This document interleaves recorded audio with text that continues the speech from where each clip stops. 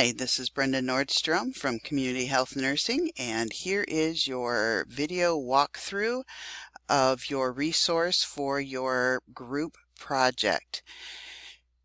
In your assignment sheet, you will see the website countyhealthrankings.org, and that will take you to this homepage that you see right here.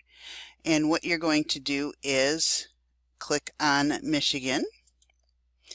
And this is everything related to Michigan. I strongly recommend that when you do your community health assessment for your clinical, use this as a resource. You have a ton of information here, and it breaks it down according to counties. So you'll see, you can go to like Muskegon, and Muskegon is ranked 72 for overall rankings of health outcomes, and it's ranked 68 specifically in health factors, which, considering that there are 83 counties that they use for this, to be ranked as 72, not so good. So a lot of the initiatives that Muskegon is doing is based off of these county health rankings. All right, so for the purpose of your group project, you are going to go to the tab Measures. So click on Measures. You are then going to see this orange box here that's labeled Health Outcomes. Click on the arrow, and you will see Health Factors. So click on Health Factors. These are the groups that were created for your project. So choose which health factor your group is based on. So if we choose, say, health behaviors, I would click on that. Then your group is able to choose which topic under your health factor that you want to focus on for your group project. Now, there is social and economic factors. I believe there are 2 groups. Please make sure that those 2 groups are not doing the same topic. Other than that, you can choose anything you want. Clinical care, you've got the social economics, and physical environment. So let's just take adult smoking. If I were to look here, I've got specific information regarding adult smoking.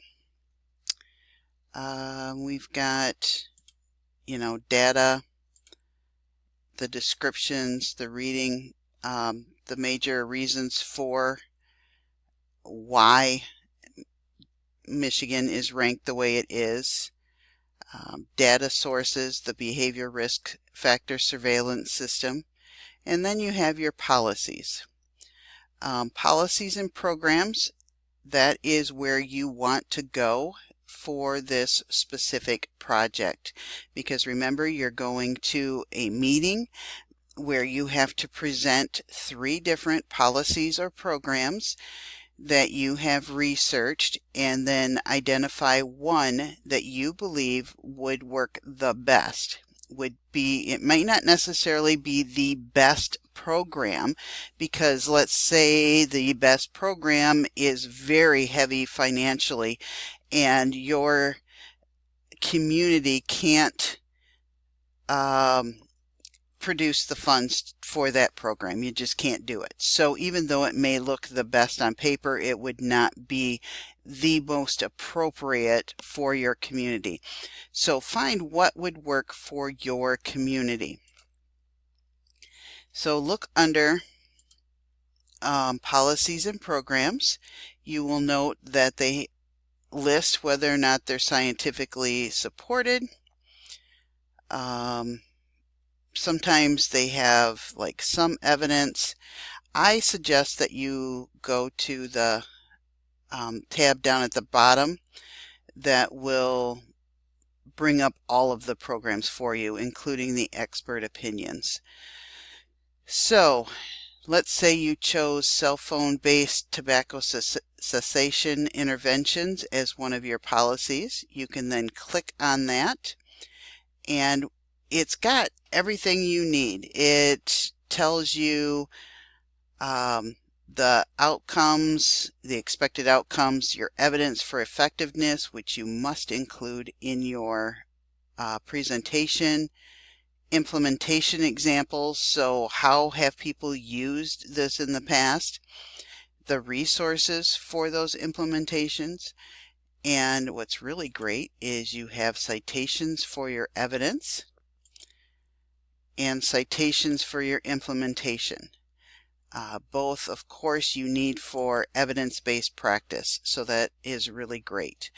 There are other regulations and policies that you can look here, like e-cigarette regulations, statewide tobacco programs, tobacco laws. So there is a lot to choose from, including pricing, marketing restrictions. So it could be something regulatory that the area does in order to decrease smoking, or it could be something like your cell phone based tobacco interventions. So this is where you're going to go get all your information. And of course, I would strongly recommend just playing on the website and seeing what all you can get for your other projects for this class. But for the point of the group project, this is what you need to know and where you will find all your information. If you have any questions, please contact Kim or myself and we will answer them. All right, thanks and good luck.